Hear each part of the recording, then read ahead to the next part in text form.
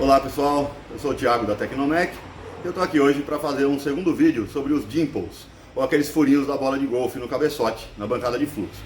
Nosso primeiro vídeo sobre esse assunto fez bastante sucesso e gerou uma certa polêmica que a gente já esperava. Um dos principais comentários foi que os dimples que nós fizemos estavam um pouco grossos, muito fundo, né? A gente fez isso com a intenção de amplificar o efeito, algum fenômeno, mas com certeza vamos acatar e fizemos aí outro cabeçote, agora um de Ford Rocan, com os dimples mais fininhos, tá? Um pouquinho mais rasos, menos dimples, mais parecido com o que o pessoal faz lá fora, né? Que foi, vamos dizer, a reclamação de algumas pessoas aí que viram o vídeo. Além disso, aproveitando que vamos fazer um segundo teste, já vamos medir também o swirl da mistura. O swirl é o RPM, a rotação da mistura dentro do cilindro. Tem alguns efeitos também importantes aí na homogeneização da mistura ar-combustível, né? Na eficiência da queima e outras questões aí do motor, tá? Então, esses dimples, né, esses furinhos nesse novo cabeçote, nós fizemos em forma espiral para ver se favorece ou se tem algum efeito aí na rotação da mistura e, mais uma vez, para gerar mais perguntas aí e questionamentos do que conclusões. Então, acompanhe aí o resultado dos testes, espero que você goste.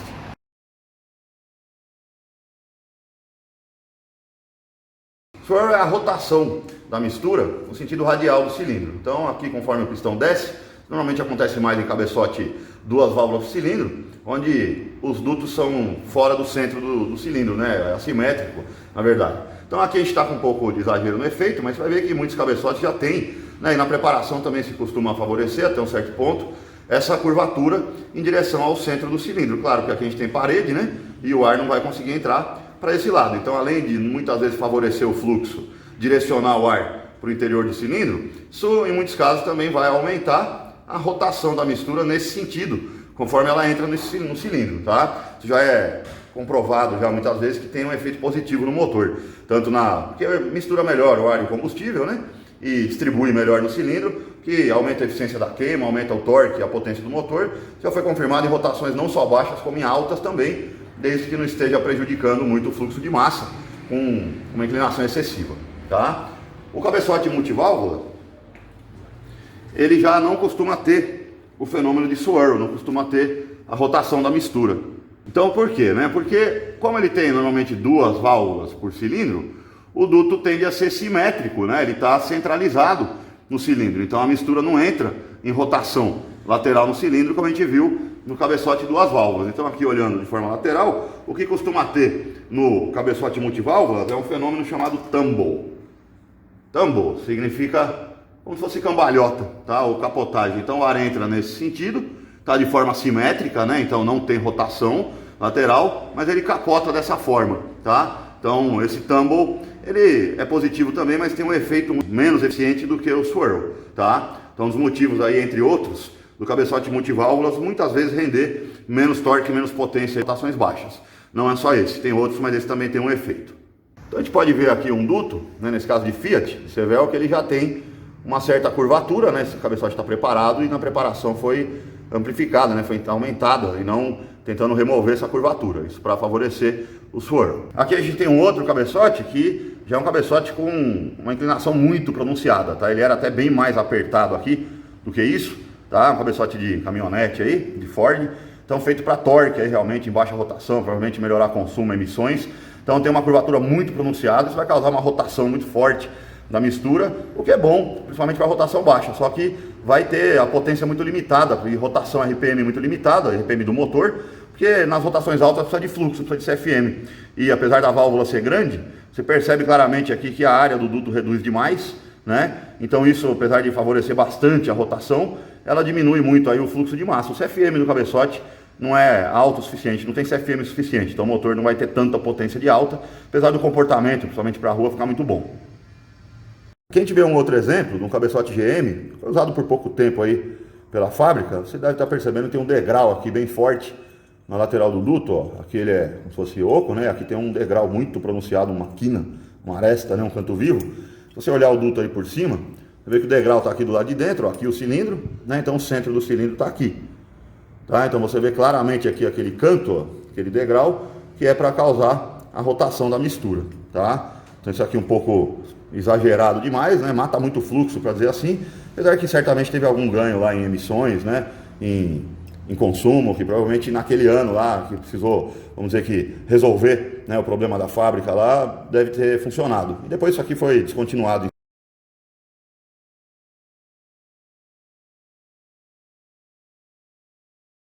Aqui a gente tem o nosso medidor de swirl ou de RPM. Nada mais é do que uma asinha aqui que a gente fez com um ímã e uma ponta, né? Porque tem um sensor aqui, magnético, e um mancalzinho lá no meio, né? Bem balanceadinho. Conforme a mistura entra em swirl, em rotação, ele vai marcar aqui na caixinha.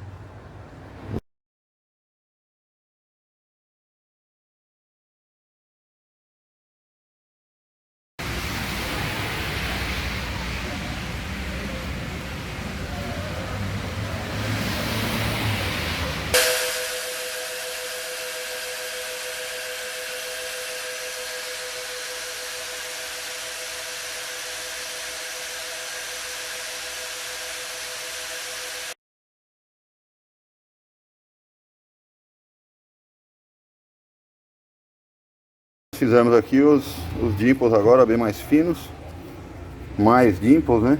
Mais rasos, uma quantidade maior. E também colocamos aqui os dimples um pouco inclinado, em curva, né? Como se fosse em espiral. Nesse sentido, vamos testar para ver se aumenta a rotação da mistura, o swirl da mistura.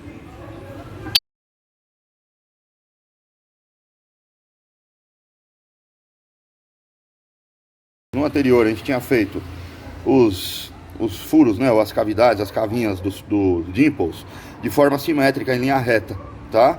Só de forma axial no duto.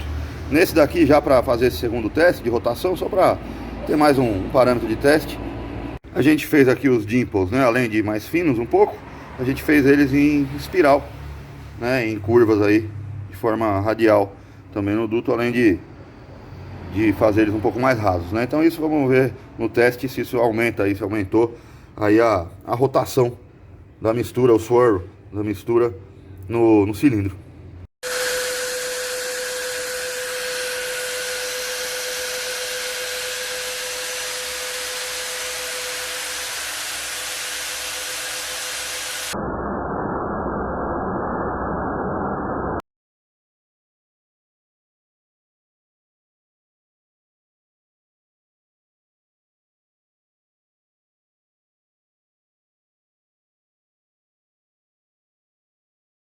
Em relação ao fluxo, conforme a gente pode ver, os dimples mais rasos tiveram um efeito praticamente igual, como a gente já esperava. Só que aqui, nesse outro cabeçote, né, o duto menor um pouco, a gente teve, da mesma forma, um pequeno ganho aí nos levantes baixos, só que aqui as perdas nos levantes altos foram bem maiores, foram significativas aqui, perdeu bem, para dizer assim, né. Uma parte disso deve ser pelo próprio efeito do dimple, como a gente já observou no teste anterior, no outro cabeçote, e outra porque, como a gente fez em espiral e confirmou que aumentou o RPM, né, a rotação, normalmente esse tipo de cabeçote, que tem mais swirl, mais rotação, ele usa uma circunferência menor da válvula, então costuma perder um pouco de eficiência de massa, o que é de fluxo máximo, né, o que é normal, está esperado. Então a gente vê aqui que, novamente, somando as médias, na média de fluxo teve uma perda de 4 CFM, arredondando. E numa média total de 40,9 é uma perda aí de 10%. Então a perda aqui foi maior do que no outro cabeçote. Então o que mostra é que o efeito parecido, mas em qualquer peça, em qualquer caso, qualquer modificação, tem que ser testado. Não adianta, quem tenta dar uma conclusão, falar alguma coisa do que vai ou não acontecer antes de testar, normalmente vai estar errado de uma ou de várias formas. Então a gente tem que testar, né? E lembrando que teste de bancada de fluxo, assim como dinamômetro, pode ser considerado testes preliminares. Vão fornecer para nós parâmetros críticos que vão guiar aí o desenvolvimento do projeto. Então imagina, sem testar, o quanto se torna aleatório esse tipo de coisa.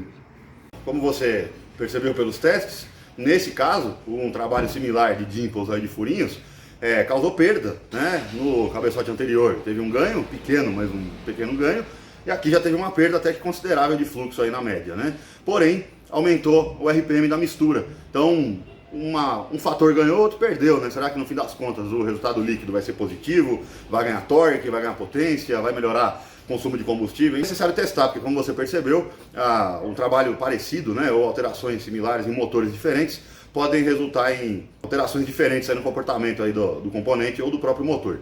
Lembrar também que, como sempre, um pequeno detalhe como esse de impulso ou o que for, pode fazer uma pequena diferença, mas não é isso que realmente pesa. O que interessa é sempre o conjunto completo do motor, e os parâmetros fundamentais normalmente são os mais importantes, como a cilindrada, a taxa de compressão, motor bem montado, ajustado corretamente, né, uma boa admissão, um bom escape, comando de válvulas, uma boa calibração, né, o acerto de combustível, de avanço de ignição e etc.